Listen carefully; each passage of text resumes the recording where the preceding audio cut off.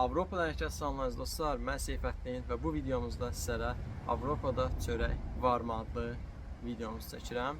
Bir müddət öncə bu mövzu ilə bağlı 60 saniyəlik qısa bir shorts videosu çəkmişdim və o qısa müddət periodunda da çalışmışdım ki, sizlərə bacardığım qədər məlumat verim və istəyirsinizsə o videonu biz yenidən izləyək və bu videoda davam eləyərik.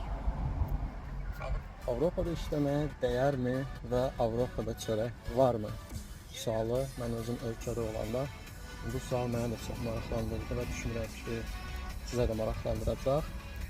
Bu suala 60 saniyə boyunca cavab vermək bir qədər çətindir. Daha düzgün olardı ki, uzun bir videoda, uzun formada incəlikləri ilə danışaq. Amma qısa demək lazımdırsa, bəli, Avropada çörək var. Amma bəzi məsələlər var. Avropada hər adama çörək yoxdur. Nə demək istəyirəm? Məsəl üçün, buraya gələrsənsə, keyf niyyəti ilə, istirahət niyyəti ilə və yaxud da mən gələrəm, orada həm işləyərəm, həm keyf eləyərəm. Bu, bir-birinə uyğun gəlmir. Bir-birinə çox tərs bir şeydir. Əgər bura gəlirsənsə, ancaq işləyərsən, istirahət deyə bir şey yoxdur. Yəni, əgər bu niyyətlə gəlirsənsə, çörək olacaq. Dediyim kimi, videoda qısa müddət də olsa belə mən bacardığım qədər ətraflı məlumat verməyə çalışmışam və bir daha bildirim ki, çörəyimiz buradadır və hər zaman da Avropada çörək var. Yalnız orada müəyyən məsələlər var ki, onlara biz dəqiq baxmalıyıq ki, bu nə məsələlərdir. İlk öncə onu demək istərdim ki, biraz xətrimizə dəysə də bu real bir şeydir. Biz biraz millət olaraq tənbəl millətik. Nəyə görə?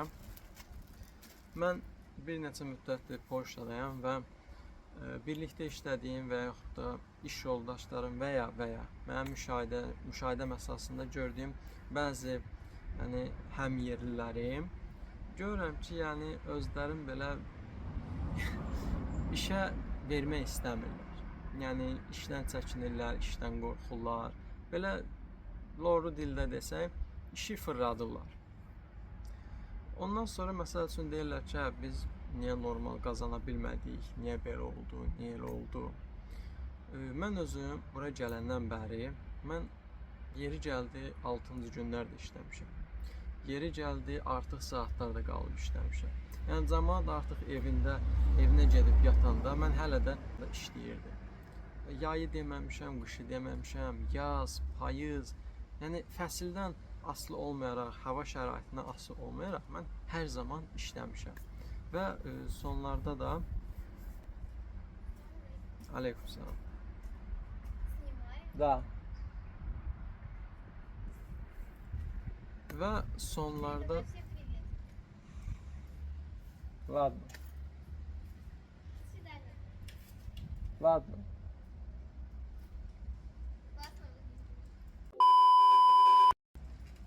Və axırda da istədiyim məsəl üçün nəticəni mən hər zaman almışam. Bundan bir öncəki videoda da mən hansı arzularım var idisə gerçəkləşdirdiyim, onları da paylaşmışam sizinlə.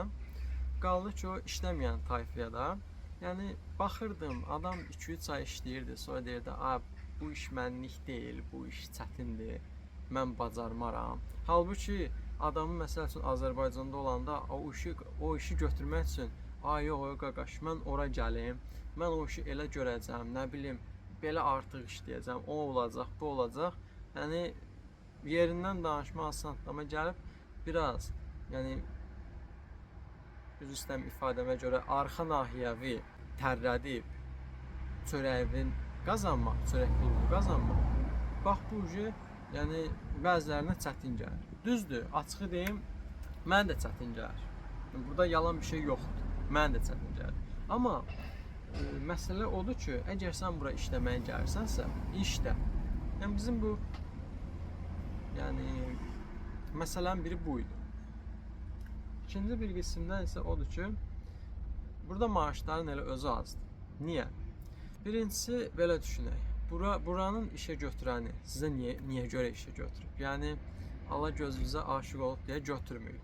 Orada onun bir xeyri var.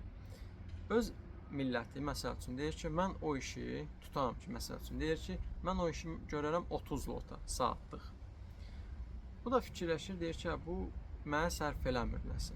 Mən başqa ölkələrdən işçi gətirim, ucuz işçi qüvvəsi kimi. Mən buna 30 yox, nə bilim, 20 zlot, 23, belə bir kiçik miqdarda pul verim. Bu onsuz da işləyəcəkdir, çünki bunun ehtiyacı var. Və o, məsəl üçün, digər kasıb ölkələrdən xəbərdardır, orada aylıq maaşlar nə qədərdir və onu o insafsızcasına verir. Bu da bir acı reallıqdır.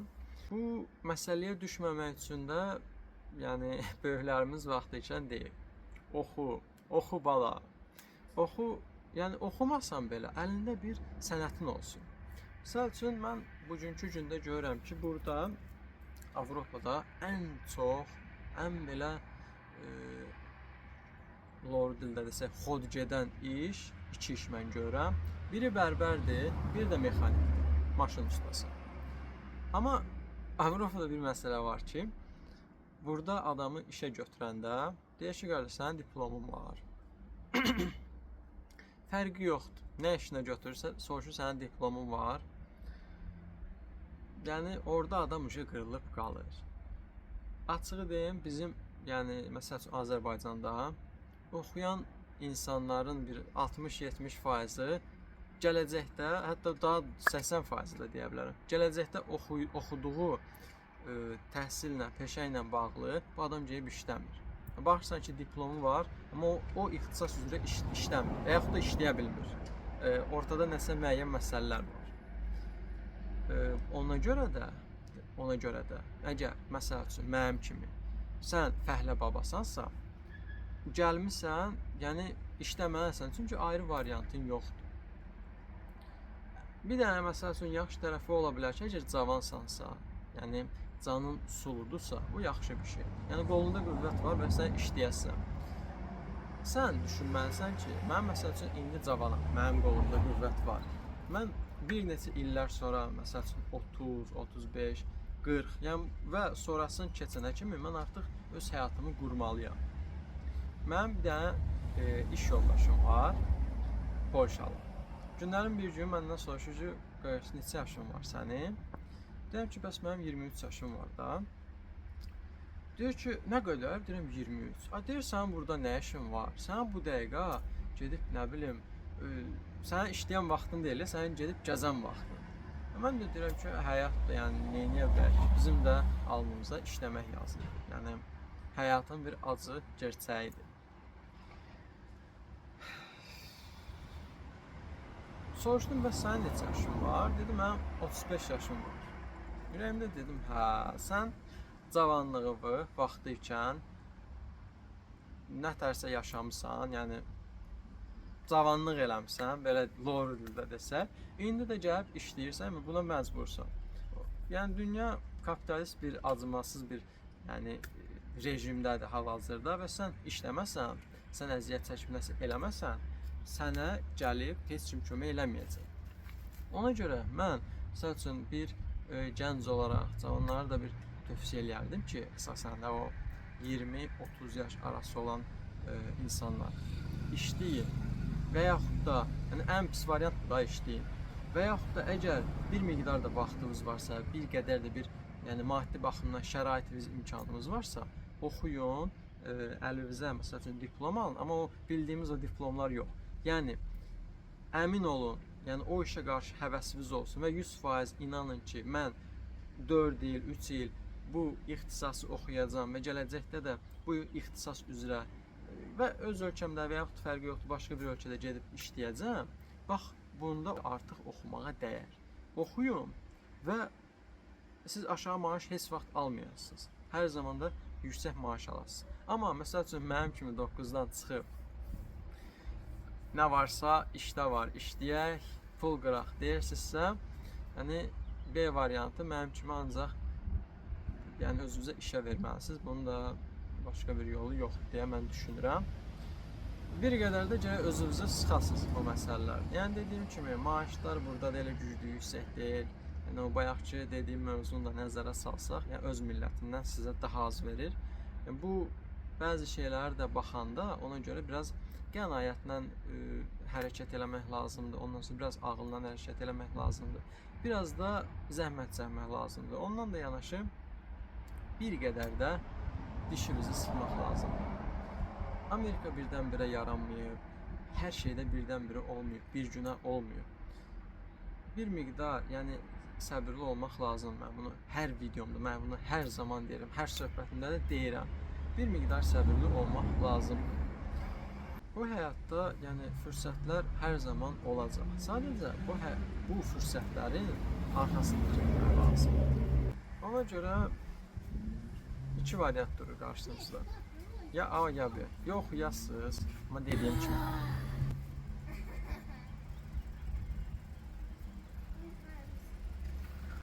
Allah'ım yarabbim, gəldik Avropaya. Avropada da heyvan əlindən tərpənə bilməyəcəyik də biz.